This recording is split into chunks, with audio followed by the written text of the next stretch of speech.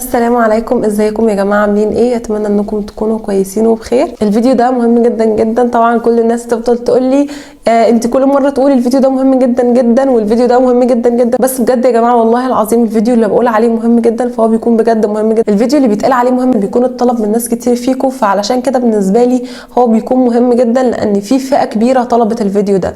الفيديو النهارده هنتكلم فيه عن الناس اللي ما بداتش خالص، واحنا دلوقتي في شهر 3 او بمعنى اصح في نص شهر 3 وتبقي على الامتحان بالظبط 3 شهور. في ناس فيكم ما بداتش نهائي وبتفضل بقى تسالني حاجات كتير قوي، انا ما بداتش، طب اعمل كذا، طب اوقف دروس، طب ابدا ازاي، او ايه نظام المذاكره اللي امشي عليه، اعمل لنا جدول. كل الحاجات دي كلها بتتسال كتير في الكومنتس تحت، ما ينفعش يترد عليها بكلام كده مكتوب. طبعا بعد سلسله القصص اللي احنا عملناها والناس اللي مروا بحاجات وحشه في ثانويه عامه، وانتوا شفتوا كل القصص دي وكل الظروف المختلفه اللي انتوا شفتوها اللي اغلبكم بيمر بيها دلوقتي، اتمنى ان انتوا تكونوا فقتوا ان انتوا بجد داخلين الفيديو ده وانتوا ناويين ان انتوا هتبداوا بدايه جديده، لان طبعا خلاص ما عادش فيه وقت. انت دلوقتي في اخر فرص ليك، ما تقعدش تفكر هل لو بدات دلوقتي هلحق ولا لا، لان كرم ربنا كبير قوي زي ما انا قلت لكم انه اصلا ما عادش فيه وقت اساسا للتفكير في ده دلوقتي. انت خلاص بعد ما كل حاجه اتراكمت عليك وما انتش لاحق تذاكر ولا تمشي مع الجديد ولا تعمل ايه ولا ايه، والاحساس ده صعب قوي ان انت تحسه خصوصا في الفتره دي، لان خلاص بقى بتبقى حاسس انت حلمك ضاع من ايدك وازاي هلحق الم كل ده، وهل هلحق اذاكر كل اللي اتاخد في كل الشهور دي في ال3 شهور دول.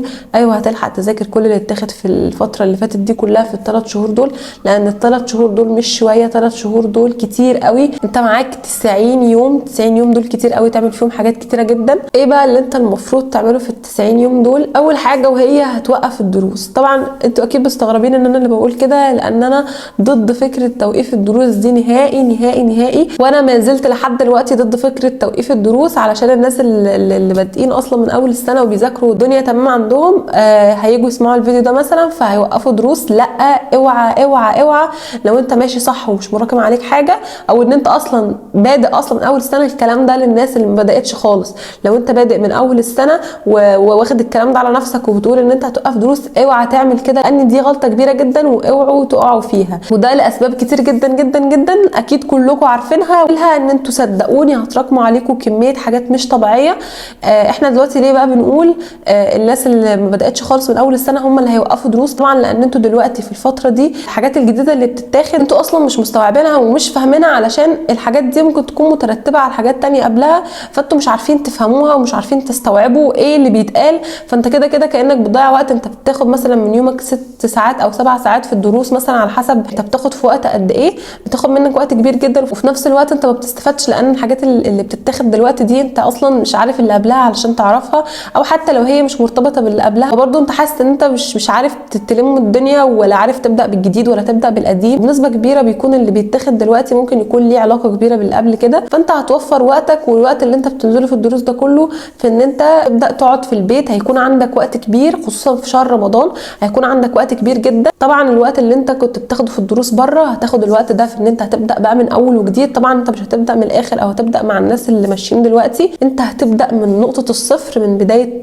من الباب الاول في كل ماده. مش هتمسك كل درس درس وتذاكره من اول وجديد وتعمل كل الحاجات دي، لان طبعا مفيش وقت لده. ممكن تمسك ماده ماده وتخلصها كلها مره واحده وبعد كده تدخل في الماده اللي بعدها، بس انا بالنسبه لي دي مش حاجه كويسه قوي، علشان على ما تخلص الماده دي فهتكون نسيتها، تيجي تدخل في الماده اللي بعدها تخلصها فتكون نسيت الاثنين الاولانيين. لكن لو مشيت كذا ماده مع بعض بالتزامن مع بعض، يعني مثلا تاخد فيزياء وكيمياء مع بعض، او تقسم يومك ان انت تخلص مثلا جزء فيزياء وجزء كيمياء والكلام ده كله، هيكون احسن بكتير من ان انت مثلا تاخد اسبوع كامل في ان انت تخلص فيزياء لوحدها وبعد كده كيمياء والكلام ده كله. انا زي ما قلت لكم انت مش هتسمع درس درس زي ما احنا قلنا، انت هتجيب مراجعات السنه اللي فاتت، هتبحث عن مثلا مراجعه الباب الاول كذا او شرح للباب الاول كذا، يعني انت هتسمع شرح باب كامل، هتقعد تجيب كتابك وتسمع الشرح، تسمع الفيديو اللي بيكون فيه الشرح، اي مدرس انت بتحب تسمعه. المدرسين اللي انا كنت بتفرج عليهم في اول السنه هم اللي انا كنت بتفرج عليهم في المراجعه، فلو انتوا عايزين تعرفوا مين المدرسين اللي انا كنت بتفرج معاهم انا عامله فيديو هسيبه لكم في صندوق الوصف تحت، علشان لو حابين ان انتوا تاخدوا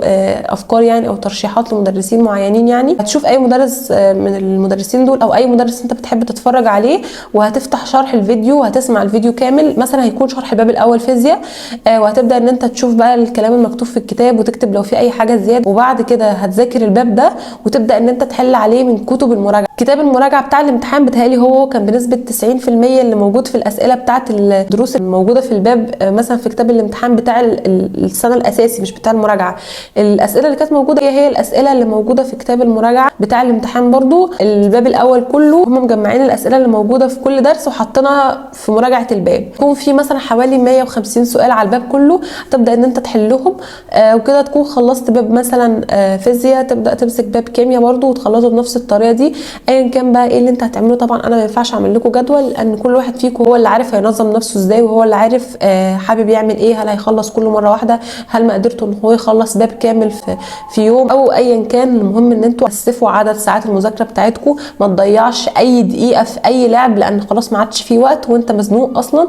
فاحنا بنقول للناس اللي مذاكره وبادئين من اول السنه كويس ان هم ما يلعبوش وما يضيعوش وقت. فانت اصلا كمان وضعك يعني خلاص بقى انت مزنوق اكتر منهم، فانت ما ينفعش ان انت تضيع اي دقيقه من وقتك. حرفيا انما مع الكتاب 3 شهور دول هم اللي هيحققوا حلمك في الاخر. ركز كويس قوي قوي في ال3 شهور دول، صدقوني بعد كده مش هيبقى في فرصه ثانيه للبدايه. ابداوا دلوقتي ووقفوا الدروس وابداوا المذاكره بتاعتكم اونلاين زي ما انا قلت لكم، وان شاء الله ان شاء الله بجد ان شاء الله هتلحقوا.